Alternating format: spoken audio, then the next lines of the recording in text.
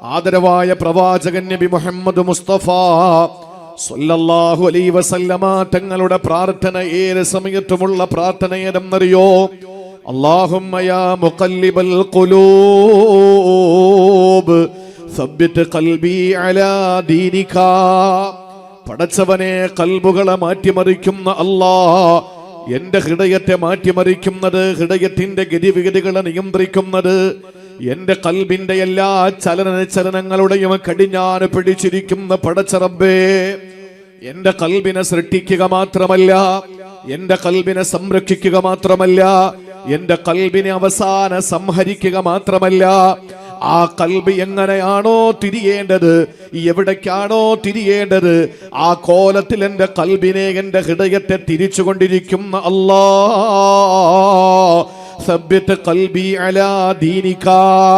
എന്റെ ഹൃദയത്തെ എപ്പോഴും നിന്റെ ദീനിലേക്ക് നീ തിരിച്ചുകൊണ്ടിരിക്കണേ അല്ലാഹ്. കാണുന്നത് നിന്റെ ദീനാകണം, കേൾക്കുന്നത് നിന്റെ ദീനാകണം, പറയുന്നത് നിന്റെ ദീനാകണം, നടക്കുന്നത് നിന്റെ ദീനിന്റെ കാര്യങ്ങൾക്ക് വേണ്ടിയാകണം, പിടിക്കുന്നത് ദീനിയായ കാര്യമാകണം. പടച്ചവനെ, എന്റെ ചിന്ത മുഴുവനും ദീനിന്റെ കാര്യമാകണം. അതുകൊണ്ട് എന്റെ കൽബിനെ നിന്റെ ദീനിലേക്ക് നീ തിരിക്കണേ എന്ന് ദുആ ചെയ്യുകയാണ്. അല്ലാഹുവിന്റെ റസൂൽ എപ്പോഴും ദുആ ചെയ്യുന്ന ഒരു ദുആയാണ്. അതുകൊണ്ട് പ്രിയപ്പെട്ട സഹോദരങ്ങളെ, സൃഷ്ടാവായ പടച്ചവന്റെ രണ്ട് വിരലുകളുടെ ഇടയിലാണ് നമ്മുടെ കൽബുള്ളത്. അതുകൊണ്ട് തന്നെയാണ് മറിഞ്ഞും തിരിഞ്ഞും ഇരിക്കുമെന്ന് അർത്ഥം വരുന്ന കൽബ് എന്നതിന് പേര് വന്നത്. ഹാർട്ടിന്, ഹൃദയത്തിന് കൽബ് എന്ന പേര് വന്നത്.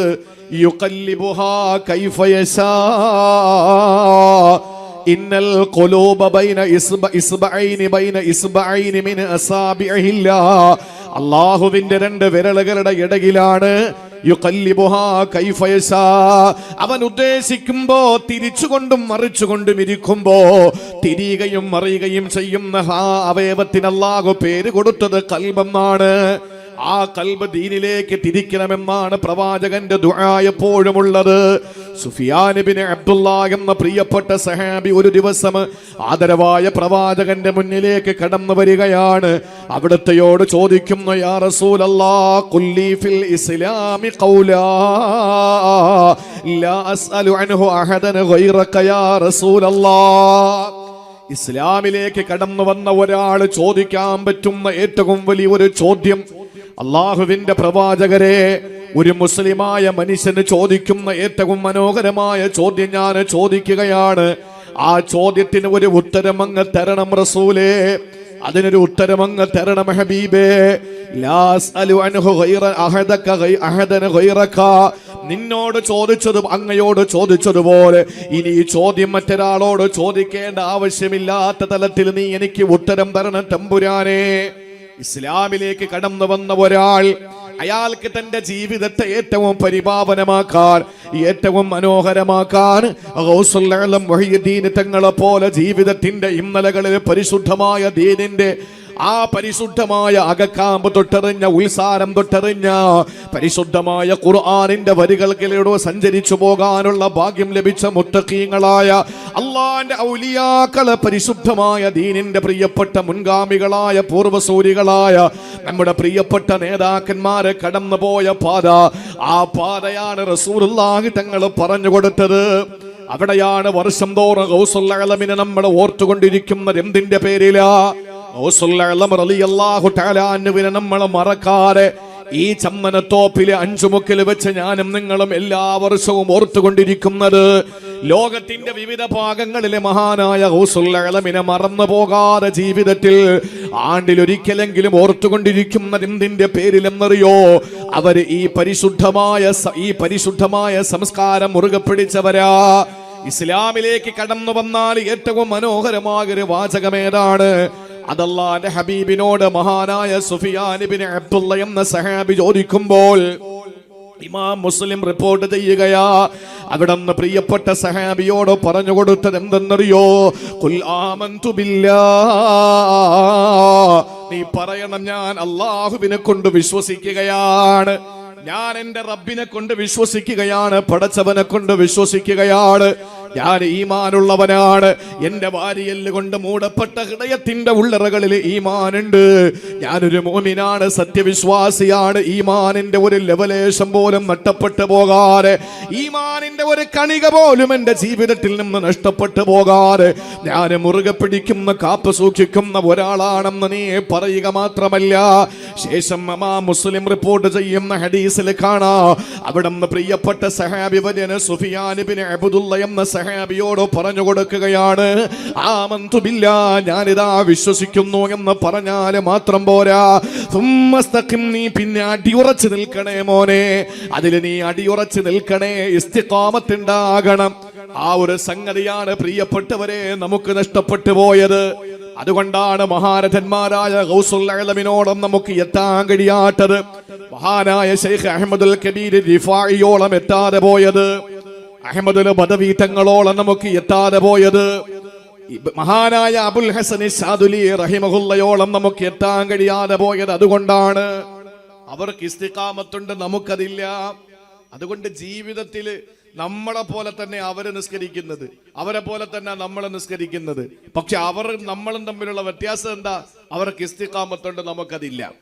അതുകൊണ്ട് ഇന്ന് ഗൗസുൽ അഅലമിന്റെ സദസ്സിൽ വെച്ച്, ഗൗസുൽ അഅലമിന്റെ പേരിൽ സംഘടിപ്പിക്കപ്പെട്ട ഈ പരിപാടിയിൽ വെച്ച് ഗൗസുൽ അഅലമിന് വേണ്ടിയിട്ട് ഓരോരുത്തരും ഈ ജീവിതത്തിന്റെ ഇന്നലകളിൽ സംഭവിച്ചു പോയ അപരാധങ്ങളോട് പശ്ചാത്തപിച്ചു മടങ്ങി ഗൗസുൽ അഅലം പ്രതിനിധാനം ചെയ്യുന്ന വിലായത്തിന്റെ അത്യുന്നത സോപാനങ്ങളിലേക്ക് പോകാൻ ആഗ്രഹത്തോടെ ഇരിക്കുന്ന എന്റെ പ്രിയപ്പെട്ട സഹോദരങ്ങളോട് എന്ന് പറഞ്ഞാൽ നിങ്ങൾക്ക് മനസ്സിലായിട്ടുണ്ടെന്ന് ഞാൻ വിശ്വസിക്കുകയാണ്. നബിയാകാൻ ഇനി നമുക്ക് ആർക്കും പറ്റൂല, അല്ലെങ്കിൽ തന്നെ പറ്റില്ല. നബിമാരായി അള്ളാഹു തെരഞ്ഞെടുക്കുന്നത് അവൻ ഇഷ്ടപ്പെട്ട ചില ആളുകളെ VIP-കളായി അള്ളാഹു യസ്തഫി, അള്ളാഹു മുസ്തഫമാരാക്കി മാറ്റിയ ചില ആളുകളെ തെരഞ്ഞെടുക്കാൻ. അത് നമ്മൾ വാശി പിടിച്ചാൽ നടക്കൂല. എന്നാ പിന്നെ ഒരു സഹാബി ആയാലോ? നടക്കുവോ? ഒരു സഹാബി ആകണമെന്ന മോഹം ഉണ്ടെങ്കിൽ നമ്മൾ കഅബാലയത്തിന്റെ കില്ല പിടിച്ച് ദ്വാരെന്നാലും അള്ളാഹു സ്വീകരിക്കുവോ? നടക്കാത്ത കാര്യം എന്തിനാ ദ്വാരക്കുന്നത്? ദ്വാ ചെയ്യുന്നതിന് കൂലി കിട്ടും. മുഹാലായത് ദ്വാരക്കാൻ പാടില്ല, മുഹാലായത് ദ്വാരക്കാൻ പാടില്ല. സഹാബിയാകാൻ നമുക്ക് ആർക്കും കഴിയില്ല. കാരണം നബി തങ്ങളുടെ കാലഘട്ടത്തിൽ ഒരു നിമിഷമെങ്കിലും നമ്മൾ മുഅ്മിനായ നിലയിൽ ഉണ്ടായിരിക്കണം. നമ്മൾ കഴിഞ്ഞില്ലല്ലോ.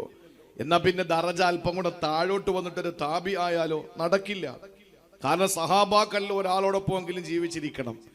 എന്നാ പിന്നെ തബഅ താബി ആയാലോ? അത് തീരെ നടപ്പില്ല. ഇനി നമ്മുടെ മുന്നിലുള്ള ഒരേ ഒരു പദവി ഏതെന്നറിയോ? ഏതാ? ഏത് പദവിയാ? അള്ളാഹുവിന്റെ ഔലിയാക്കളിൽ പെടാൻ കഴിയും. ഈ ഇരിക്കുന്ന നിങ്ങൾക്കും വലിയാകാം, നമുക്കും വലിയാകാം. ഇത് ഉറക്കത്തി വലിക്കുന്ന കാര്യമല്ല ഈ പറയുന്നത്.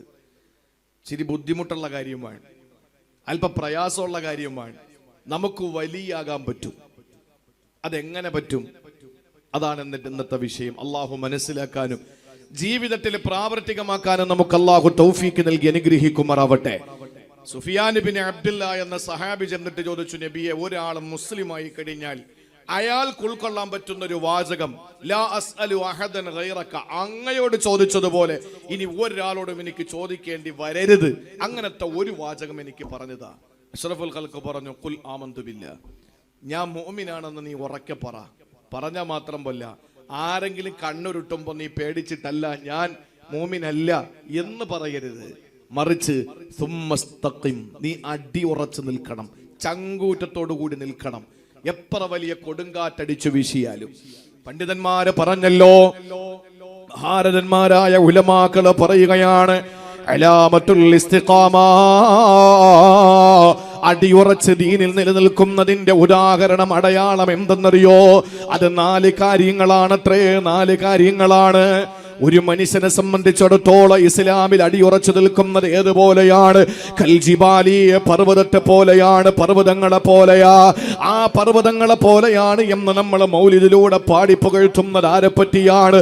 ഒരു സെക്കൻഡ് പോലും ജീവിതത്തിൽ നിന്ന് പിന്നോട്ട്, ഇസ്ലാമിന്റെ ചിട്ടയിൽ നിന്ന് പിന്നോട്ട് പോകാൻ കഴിയാത്ത നിലയിൽ ആദർശം അകതാരിന്റെ അകക്കാമ്പിലാണ് കല്ലിട്ടുറപ്പിച്ച അള്ളാന്റെ ദീനിൽ അടിയുറച്ചു നിന്ന പ്രിയപ്പെട്ട സഹാബത്തുണ്ടവരാരാ?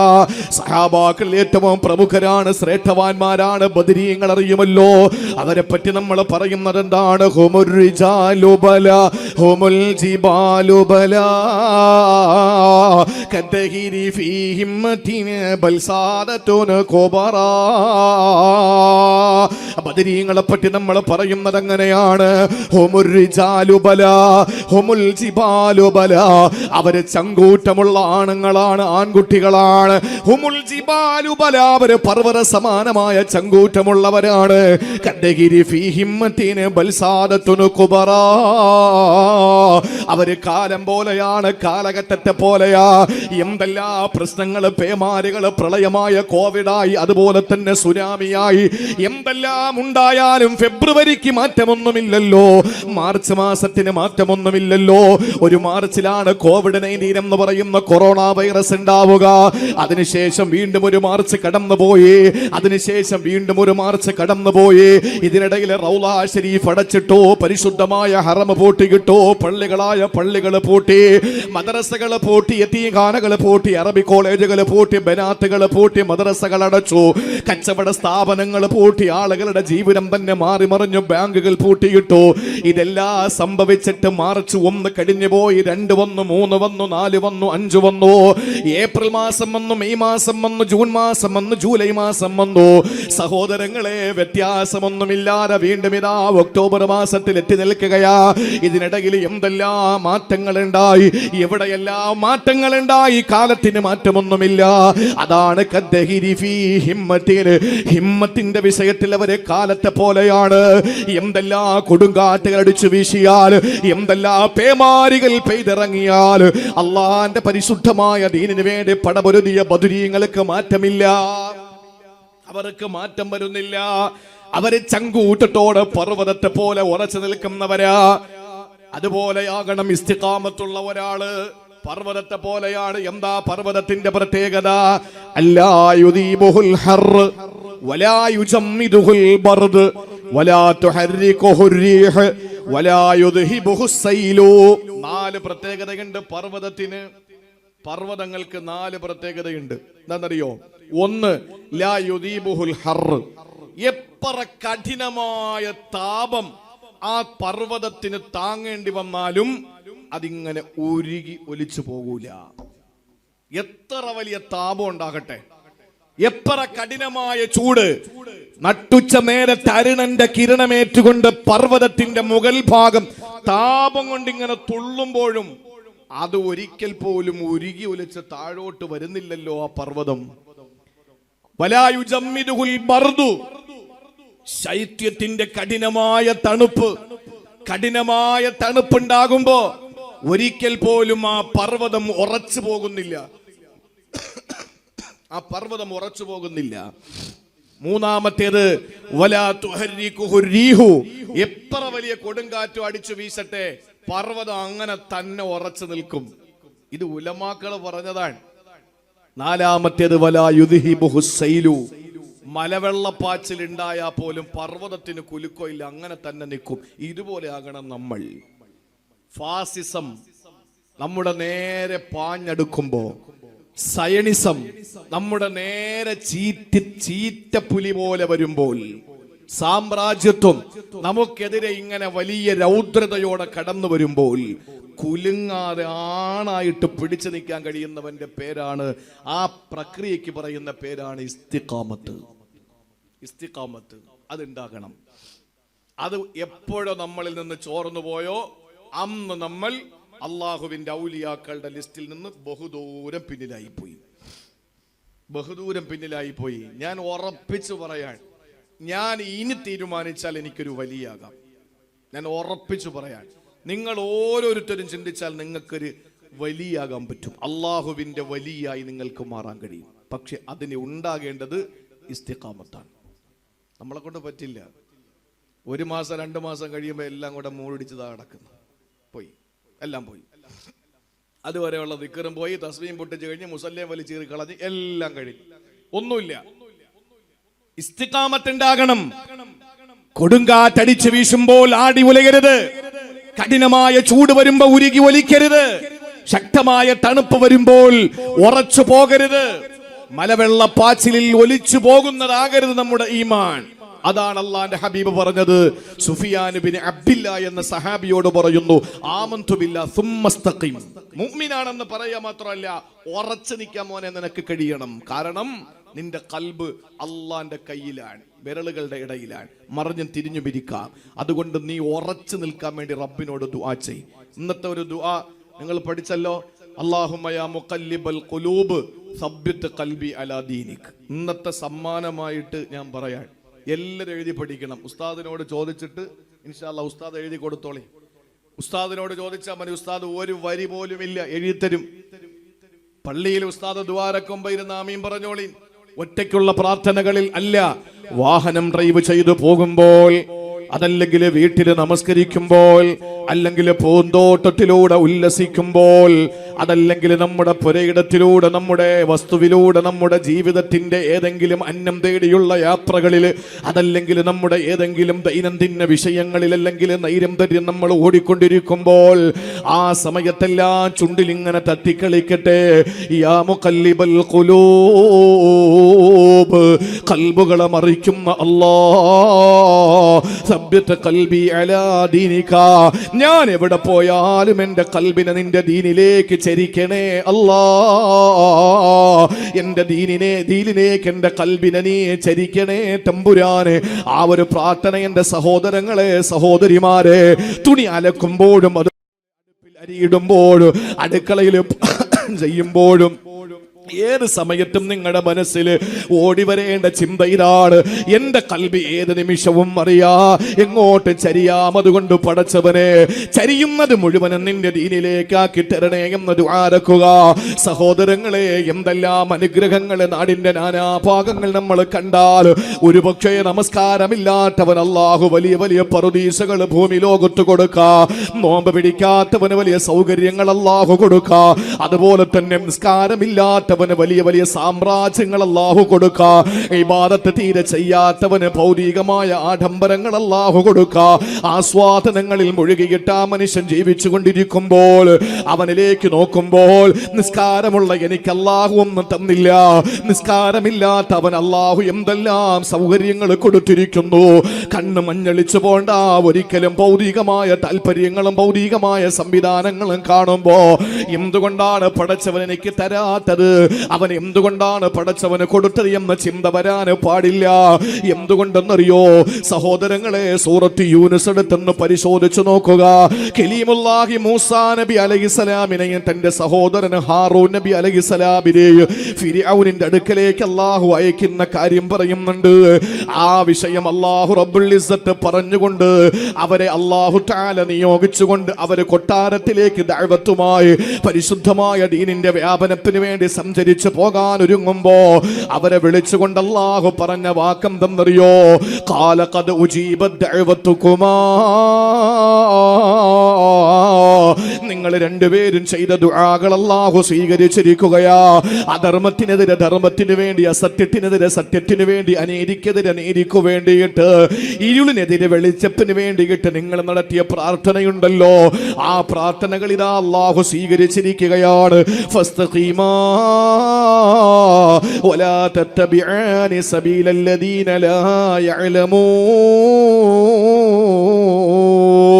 വിവരം കെട്ട ഒരു സമൂഹത്തിന്റെ പാതയിൽ നിങ്ങൾ പിൻപറ്റല്ലേ പ്രിയപ്പെട്ട മൂസ നബിയെ.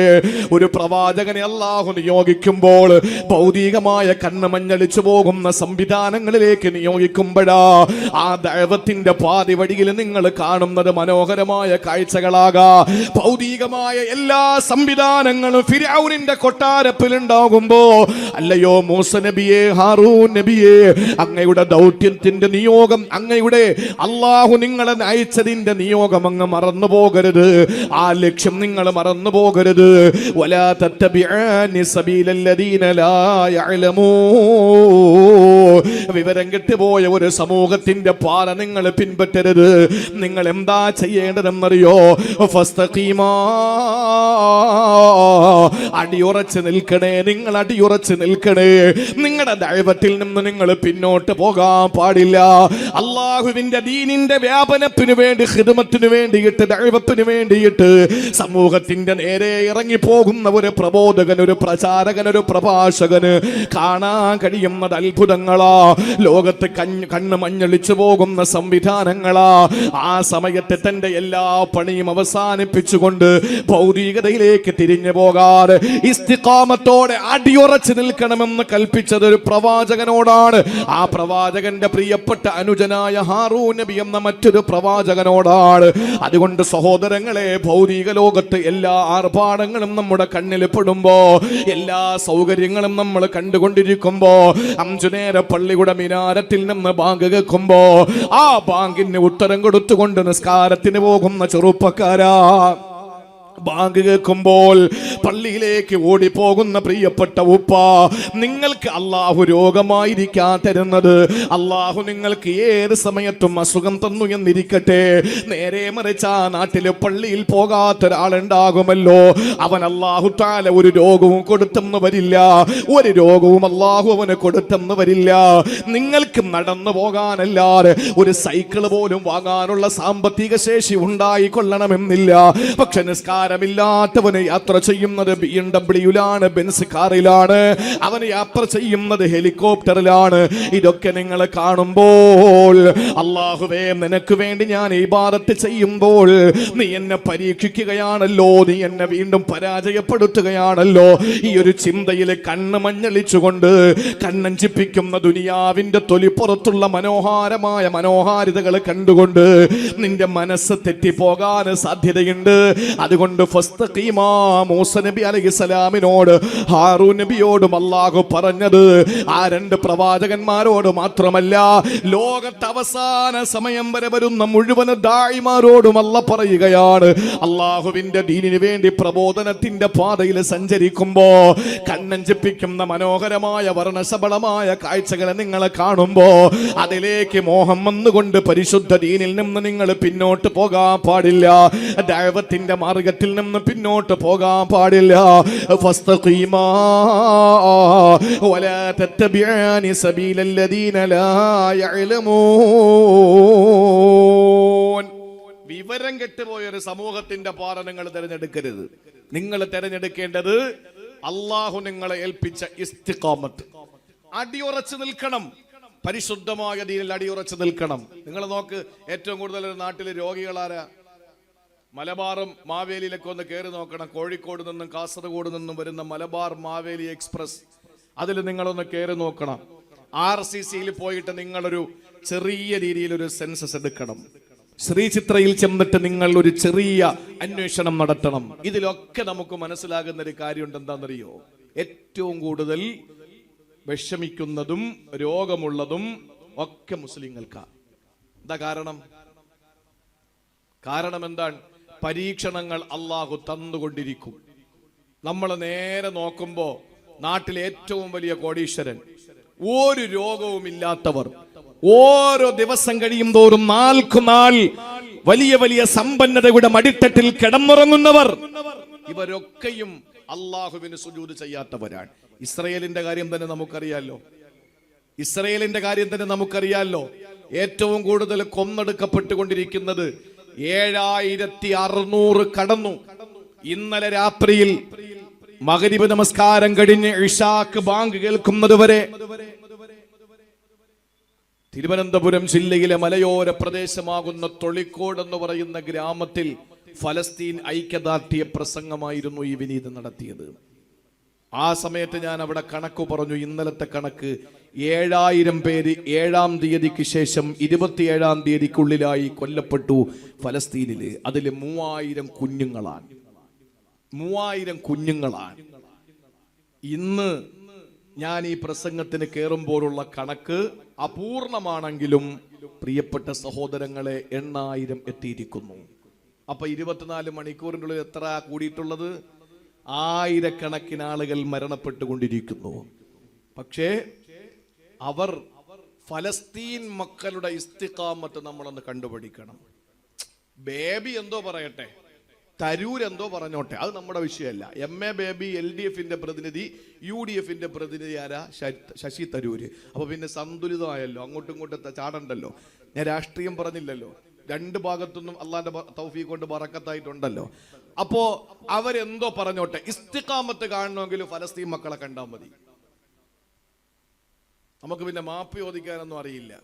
പറഞ്ഞത് തെറ്റിപ്പോയി മാപ്പാക്കണമെന്ന് പറയാൻ നമുക്ക് കഴിയില്ല. കാരണം നമ്മൾ മാപ്പ് ചോദിക്കേണ്ട കാര്യമില്ല.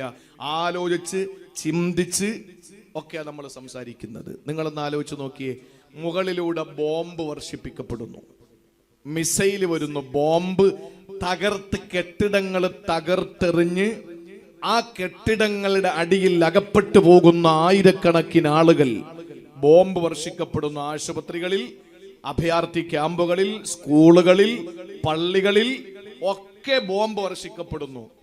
ഫലസ്തീൻ മക്കളായ കുരുന്നുകൾ അപ്പൊ ചെയ്യുന്ന എന്താണെന്നറിയോ? എന്താ ചെയ്യുന്നത്?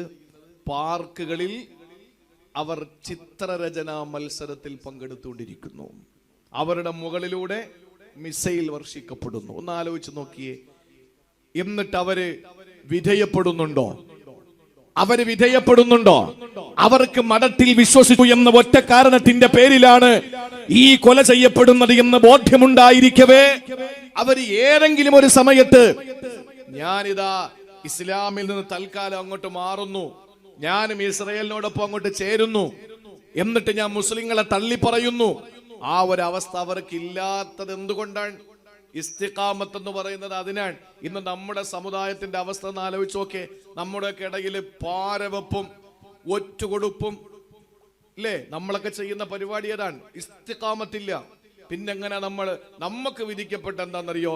ആണ്ട് വരുമ്പോ ആട് ബിരിയാണി വാങ്ങുക, ബറക്കത്തായിട്ട് പോവുക, ഭാര്യ മക്കളോടൊപ്പം ഇരുന്ന് കഴിക്കുക, സന്തോഷത്തോടെ പറയുക ഇപ്രാവശ്യത്തെ ജീലാനി ദിനം കെങ്കേമമായിരുന്നു എന്ന് പറയുക. ഇതാ നമ്മക്കൊണ്ട് കഴിയുക. ഞാൻ കുറ്റപ്പെടുത്തുകയല്ല, വിമർശിക്കുകയാണ്. ആരെ?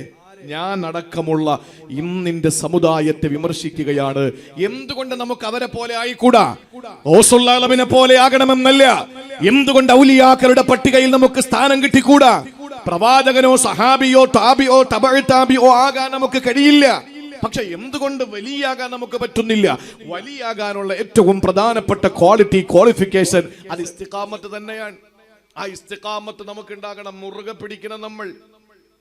നമ്മൾ പലതും കാണുമ്പോഴും നമ്മളൊക്കെ അതിൽ മഞ്ഞളിച്ച് അതിൽ നമ്മൾ ആകൃഷ്ടരായി അതിലേക്ക് നമ്മൾ അങ്ങ് ലയിച്ചു പോവുകയാണ് നമ്മൾ ചെയ്യുന്നത്. നമ്മുടെ ജീവിതത്തിൽ എക്കാലവും നമുക്ക് സംഭവിക്കുന്ന പ്രശ്നം അത് തന്നെയാണ്, ഇസ്തിഖാമത്തിന്റെ കുറവ്. അല്ലാഹ് പറഞ്ഞു ഫസ്തഖീമ, നിങ്ങൾ രണ്ടുപേരും ഇസ്തിഖാമത്തോടെ നിൽക്കണം. നിങ്ങൾ ചെല്ലുമ്പോൾ പലതും കാണും. മൂസാ നബിയോടും ഹാറൂൻ നബിയോടും പറയാ, കൊട്ടാരത്തിലേക്കല്ലേ പോകുന്നത്, അതുകൊണ്ട് നിങ്ങൾക്ക് പലതും നഷ്ടപ്പെടാൻ സാധ്യതയുണ്ട്. അബൂ ദർദാ റളിയല്ലാഹു അൻഹുവിന്റെ പ്രിയപ്പെട്ട പൊന്നുമോള് ദർദായിനെ കല്യാണം കഴിക്കാൻ വേണ്ടി ആലോചനയുമായിട്ട് വരുന്ന ആളിനെ നിങ്ങൾക്കറിയോ? മുആവിയയുടെ മകൻ യസീദിന് വേണ്ടിയിട്ട് മുആവിയ ആലോചിക്കുകയാണ്, എന്റെ മകൻ യസീദിന് നിങ്ങളുടെ മകളെ കല്യാണം കഴിക്കണമെന്ന് ആഗ്രഹമുണ്ട്, എന്താ നിങ്ങളുടെ അഭിപ്രായം? രാജകുടുംബത്തിൽ നിന്നൊരു കല്യാണാലോചന വരിക. അബൂ ദർദാ തങ്ങൾ പറഞ്ഞു, എനിക്ക് തീരെ താല്പര്യമില്ല.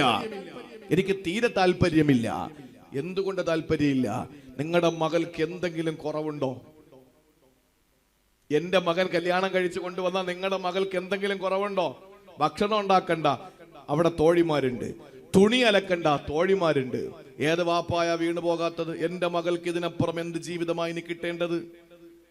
അബൂ ദർദാ റളിയല്ലാഹു അൻഹു തീരുമാനമെടുത്തു, എന്റെ മകളെ യസീദിന് ഞാൻ കെട്ടിച്ചു കൊടുക്കുന്നില്ല.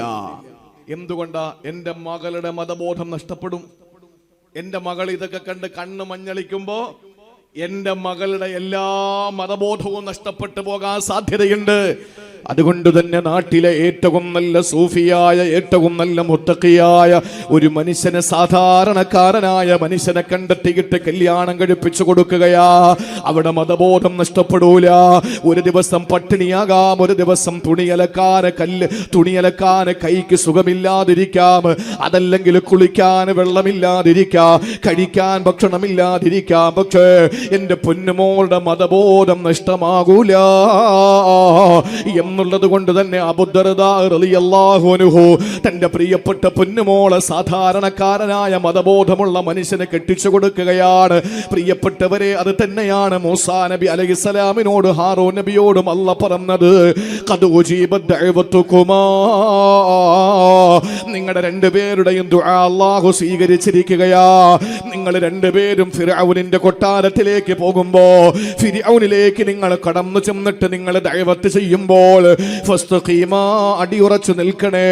കാരണം എന്തുകൊണ്ടെന്നറിയോ? പലതും നിങ്ങൾ കാണാൻ സാധ്യതയുണ്ട്. ദുനിയാവിന്റെ സൗകര്യങ്ങൾ നിങ്ങളെ കണ്ണിൽ പെടുമ്പോ വലാ തത്തബിആനി സബീലല്ലദീന ലാ യഅലമൂ, വിവരമില്ലാത്തവന്റെ പാത നിങ്ങൾ പിൻപറ്റാൻ പാടില്ല എന്ന് അല്ലാഹു പ്രത്യേകമായി മൂസാ നബിയോട് ഹാറൂൻ നബിയോട് ഉപദേശം കൊടുത്തുകൊണ്ടാണ് പറഞ്ഞു വിട്ടതെന്ന് സൂറത്ത് യൂനുസ് പറയുമ്പോൾ എവിടം വരെയാണ് നമ്മുടെ ഇസ്തിഖാമത്ത് വേണ്ടതെന്നറിയോ? ഒരു 10-15 വർഷം നമ്മൾ നല്ല ഇസ്തിഖാമത്തോടെ ജീവിച്ചു വീണ്ടും നമ്മൾ തറയിൽ കലമിട്ടുടയ്ക്കുകയാ. അങ്ങനെയാണെങ്കിൽ വിലായത്തിന്റെ അത്യുന്നത പദവിയിൽ നമുക്ക് എത്തിച്ചേരാൻ കഴിയില്ല. എവിടം വരെയാ നമ്മൾ ഇത് കാത്തു സൂക്ഷിക്കേണ്ടതെന്നറിയോ? അല്ലാഹുവിന്റെ വിശുദ്ധമായ ഖുർആൻ സൂറത്തുൽ ഹിജ്റിൽ അല്ലാഹു പറയുകയാണ്, എവിടം വരെയാണ് നിങ്ങൾ ഇസ്തിഖാമത്ത് മുറുകെ പിടിക്കേണ്ടതെന്നറിയോ? വഅബ്ദു റബ്ബക ഹത്താ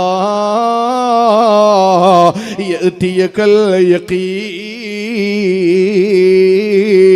അല്ലാഹ് പറയുകയാണ്, വഅബ്ദു റബ്ബക, നിന്റെ റബ്ബിനെ നീ ഇബാദത്ത് എടുക്കണം, നീ ആരാധനകൾ അർപ്പിക്കണം, പടച്ചവന് താണ് വണങ്ങണം, അല്ലാഹുവിന് വേണ്ടി സർവ്വതും സമർപ്പിക്കണം, അവന് വേണ്ടി സർവ്വതും നീ ത്യജിക്കണം, അവന് വേണ്ടി സർവ്വസമയവും നീ വിനിയോഗിക്കണം, അവന് വേണ്ടിയിട്ട് സൽക്കർമ്മങ്ങൾ ചെയ്യണം, അവന് വേണ്ടി ഭക്ഷണം കഴിക്കണം, അവന് വേണ്ടി ഒരാളെ സ്നേഹിക്കണം, അവന് വേണ്ടി നീ ജനങ്ങളെ വെറുക്കണം.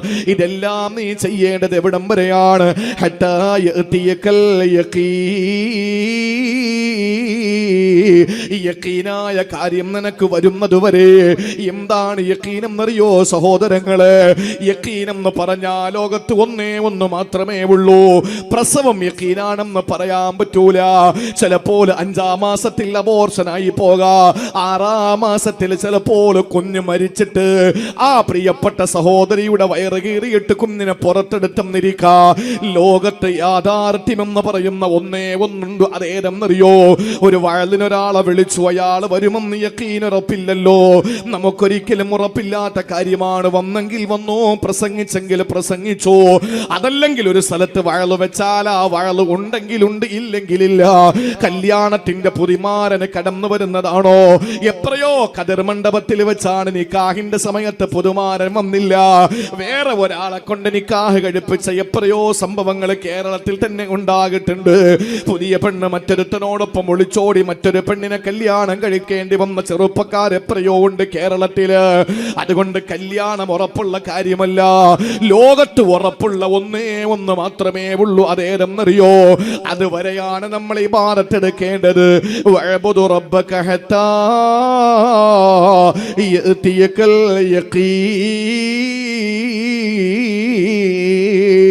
യഖീൻ നിങ്ങൾക്ക് വരുന്നത് വരെ നിങ്ങൾ ഇബാദത്ത് എടുക്കണമെന്ന് പറഞ്ഞാൽ, സഹോദരങ്ങളെ, യഖീൻ എന്ന് പറഞ്ഞാൽ മരണം തന്നെയാണ്.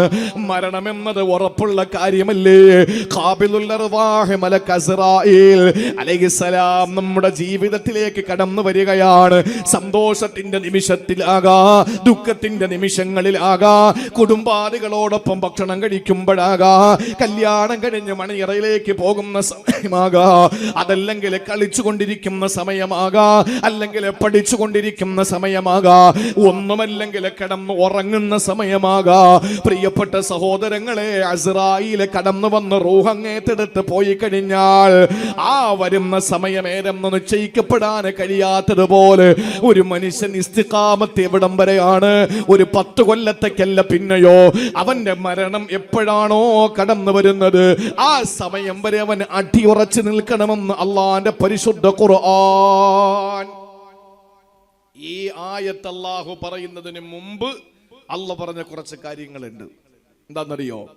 അല്ലാഹുവിന്റെ ഹബീബ് സല്ലല്ലാഹു അലൈഹി വസല്ലമ തങ്ങൾ പരിശുദ്ധമായ ദീനിന്റെ പ്രബോധനം നടത്തിക്കൊണ്ടിരിക്കുമ്പോ പൂച്ചെണ്ടുകളും പൂമാലകളും അനുമോദനങ്ങളും അഭിവാദനങ്ങളും ഒന്നുമായിരുന്നില്ല പ്രവാചകൻ നേരിടേണ്ടി വന്നത്. മറിച്ച് കരിങ്കല്ലുകൾ, ഒട്ടകത്തിന്റെ ചീഞ്ഞളിഞ്ഞ കുടൽമാലകൾ, പ്രവാചകനെ തെറിവിളി, പ്രവാചകനെ ആക്ഷേപത്തിന്റെ ശരങ്ങൾ, പ്രവാചകനെ ആക്ഷേപിക്കുകയും വിമർശിക്കുകയും ചെയ്ത അവിടത്തെയുടെ പ്രിയപ്പെട്ട നാട്ടുകാര് ഇതെല്ലാം നേരിടുമ്പോ അള്ളാഹുവിന്റെ ഖുർആൻ നബി തങ്ങളോട് പറഞ്ഞെന്താണെന്നറിയോ? ഫസ്ദഅ ബിമാ തുഅ്മർ.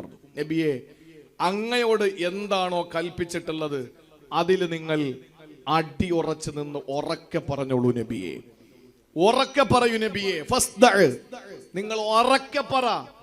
നിങ്ങളോട് എന്താണോ കൽപ്പിച്ചത് ഉറക്കെ പറയണം. ബിമാ തുഅ്മർ, അങ്ങയോട് കൽപ്പിച്ച കാര്യങ്ങൾ ഉറക്കെ നിങ്ങൾ പറയണം എന്ന് പറഞ്ഞിട്ട് അള്ളാഹു പറഞ്ഞു, ഇന്നാ കഫൈനാകൽ മുസ്തഹ്സിഈൻ. ആക്ഷേപിക്കുന്നവരുണ്ടാവും, വിമർശിക്കുന്നവരുണ്ടാവും, അവരുടെ കാര്യം ഞാൻ നോക്കിക്കൊള്ളാം, അവരുടെ കാര്യം ഞാൻ നോക്കിക്കൊള്ളാം. അള്ളാഹുവിന്റെ ഖുർആനായി പറയുന്നത്, ദീനിന്റെ പ്രബോധനം നടത്തിക്കൊണ്ടിരിക്കുമ്പോൾ 5 നേരം കൃത്യമായി നിസ്കരിക്കുന്ന ഒരാൾ തന്റെ കൂട്ടുകാരൻ ഇന്നലെ വരെ തന്നോടൊപ്പം സിനിമാ തിയേറ്ററിൽ പോയ, ഇന്നലെ വരെ തന്നോടൊപ്പം ബാക്കിയുള്ള മുഴുവൻ ഹറാമിയത്തുകളും ചെയ്തു പോയ കൂട്ടുകാരൻ, ആ കൂട്ടുകാരനെ വിളിച്ചു നിർത്തിയിട്ട് നിസ്കാരം തുടങ്ങിയ ഹിദായത്തിന്റെ വെള്ളി വെളിച്ചം ഹൃദയത്തിന്റെ ഉള്ളറകളിൽ സന്നിവേശിപ്പിക്കപ്പെട്ട ഒരു മനുഷ്യൻ തന്റെ കൂട്ടുകാരനെ സതീർത്ഥ്യന്മാരെ വിളിച്ചിട്ട് പറയാ, നിങ്ങളൊന്ന് പള്ളിയിൽ വായോ, നിങ്ങളൊന്ന് നിസ്കരിക്ക്. നമ്മൾ കള്ള് ഷാപ്പിൽ പോയ കിട്ടിയ സുഖത്തെക്കാൾ വലിയ സുഖമാണ് 5 നേരം നിസ്കാരം നമ്മൾ ഇമാമും ജമാഅത്തായി നിസ്കരിക്കുമ്പോ. ഇത് പറഞ്ഞിട്ട് ഒരാൾ ക്ഷണിക്കുന്ന സമയത്ത് ആളുകൾ എന്താ പറയാ? ഓ, യവൻ വലിയ മുത്തഖിയായി, യവൻ വലിയ സൂഫിയായി, യവൻ വലിയ പുള്ളിയായി എന്ന് പറഞ്ഞ് ആക്ഷേപിക്കാൻ തുടങ്ങും ആളുകൾ. അങ്ങനെ ആക്ഷേപിക്കുമ്പോ അള്ളാഹുവിന്റെ ഖുർആൻ പറയുന്നു, നിങ്ങളെ ഏൽപ്പിച്ച കാര്യം അത് നിങ്ങൾ ധൈര്യമായിട്ട് പറ. ഇന്നാ കഫൈനാകൽ മുസ്തഹ്സിഈൻ. കളിയാക്കുന്നവരുടെ കാര്യം ഞാൻ നോക്കിക്കൊള്ളാം, ഞാൻ നോക്കിക്കൊള്ളാം. അള്ളാഹുവിന്റെ വിശുദ്ധ ഖുർആനിലൂടെ ആദരവായ പ്രവാചകനോട് പറയുകയാണ്, ആക്ഷേപിക്കുന്നവർ ആക്ഷേപിക്കട്ടെ, വിമർശിക്കുന്നവർ വിമർശിച്ചോട്ടെ, അങ്ങയോട് കൽപ്പിച്ചതെന്താണോ അതങ്ങ് ധീരമായി പറയണം നബിയെ. അങ്ങ് ഉത്തരവാദിത്വത്തോടുകൂടി പരസ്യമായി അങ്ങ് ദഅവത്ത് ചെയ്യണം റസൂലേ.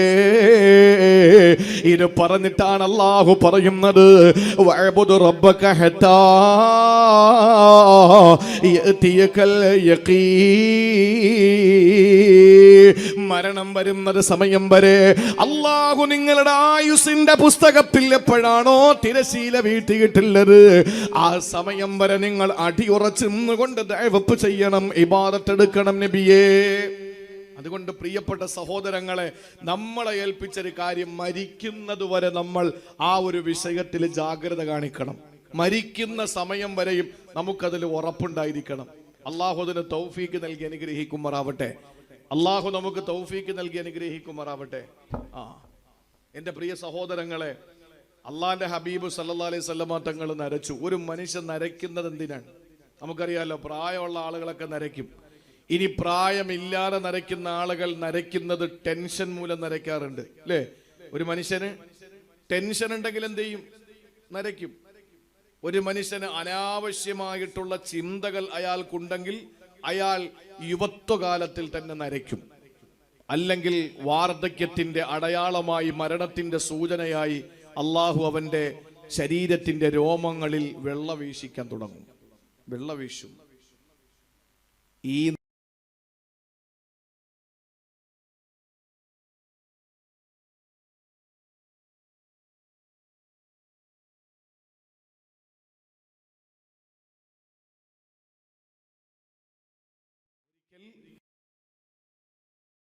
അള്ളാഹുവിന്റെ ഔലിയാക്കളായ മഹാന്മാരായ വലിയ വലിയ മഹത്തുക്കളായ കുറെ ആളുകൾ അഷ്റഫുൽ ഖൽക്കിനെ സ്വപ്നം കാണുകയാണ്. അള്ളാഹു അതിനുള്ള ഭാഗ്യം നമുക്ക് തരട്ടെ. അള്ളാഹു നമുക്ക് അതിനുള്ള ഭാഗ്യം തരട്ടെ. പ്രിയപ്പെട്ട സഹോദരങ്ങളെ, ജീവിതത്തിൽ ഒരു വലിയൊരു മഹാനെ അടുത്ത സമയത്ത് ഒരു മതപണ്ഡിതനോട് പറഞ്ഞൊരു കാര്യം അദ്ദേഹം എന്നോട് പറയാൻ, വേറെ ആരുമല്ല, പ്രിയപ്പെട്ട അബ്ദുൽ നാസർ മഅദനിയോട് ജാമിയ അൻവാറുൽ ഇസ്ലാം അൻവാറുശ്ശേരിയിൽ നടന്ന സന്നദ്ധദാന മഹാസമ്മേളനത്തിന്റെ ദുആക്ക് നേതൃത്വം നൽകാൻ വേണ്ടി വന്ന അറക്കൽ ബീരാൻകുട്ടി മുസ്ലിയാർ എന്ന് പറയുന്ന വലിയൊരു മനുഷ്യൻ. അദ്ദേഹം ഈ ദുആ മജ്ലിസൊക്കെ കഴിഞ്ഞിട്ട് മഅദനി ഉസ്താദിനെ കാണാൻ വേണ്ടി റൂമിലേക്ക് വന്നു. കഴിഞ്ഞ 2 ദിവസം മുമ്പ് മഅദനി ഉസ്താദ് നേരിട്ട് എന്നോട് പറഞ്ഞ കാര്യമാണ്, ഞാൻ അൻവാറിൽ പോകുമ്പോൾ. ആ മഹാനായ ആ സൂഫിയായ മനുഷ്യൻ, അവരൊക്കെ ഭൗതിക ലോകത്തെ എല്ലാം ത്യജിച്ചിട്ട് ജീവിക്കുന്ന ആളുകളാണ്. ഭൗതിക ലോകമൊന്നും അവർക്കൊരു പ്രശ്നമല്ല. ആ മഹാനായ മനുഷ്യൻ മഅദനി ഉസ്താദിനോട് പറഞ്ഞു അത്രേ, റസൂലുള്ളാഹിനെ കാണണ്ടേ, അള്ളാന്റെ ഹബീബിനെ നമുക്ക് കാണണ്ടേ. അത് ഒരിക്കൽ കണ്ടാ പോരാ. നമ്മളൊക്കെ ആഗ്രഹം എന്താ? മരിക്കുന്നതിന് മുമ്പ് അള്ളാഹുവെ ഒരു ദിവസം കാണണ്ട, ഒരു നിമിഷം ഒന്ന് മറഞ്ഞു പോയാൽ മതി എന്നല്ലേ നമ്മൾ ആഗ്രഹിക്കുന്നത്. ഇവര് പറയുന്ന എന്താണെന്നറിയോ? മഅദനിയോട് പറയാണ്, ഒരിക്കലും ഒറ്റവട്ടം കണ്ടിട്ട് കാര്യമില്ല. അള്ളാന്റെ റസൂലിനെ നമ്മൾ കാണുന്നെങ്കിൽ കണ്ടോണ്ടേയിരിക്കണം. എന്നുറങ്ങിയാലും ഉറക്കത്തിൽ നബിതങ്ങളെ കാണണം. ആ ഒരു അവസ്ഥ നിങ്ങളത് ആലോചിച്ച് നോക്കിയേ. ആ ഒരു നിലയിലേക്ക് എത്തിച്ചേരാൻ ഈ ഭൗതിക ലോകത്ത് നമ്മളെ പോലെ വാട്സപ്പും മുസീബത്ത് പിടിച്ച ഇൻസ്റ്റാഗ്രാമും ഈ ഫേസ്ബുക്കും ഇതൊക്കെ ഉള്ള കാലത്ത് ഒരു മനുഷ്യൻ, പച്ചയായ മനുഷ്യൻ, നമ്മളെ പോലെ അരിയാഹാരം കഴിക്കുന്ന, നമ്മളെ പോലെ ദൈനംദിന ജീവിതം നയിക്കുന്ന ഒരു മനുഷ്യൻ, അദ്ദേഹം പറയാണ് ഒരിക്കൽ കണ്ടെന്ന് പറഞ്ഞിട്ട് കാര്യമില്ല, കണ്ടുകൊണ്ടിരിക്കണം എന്ന് അദ്ദേഹം പറഞ്ഞിട്ടുണ്ടെങ്കിൽ അദ്ദേഹം എത്ര തവണ കണ്ടിട്ടുണ്ടാവും?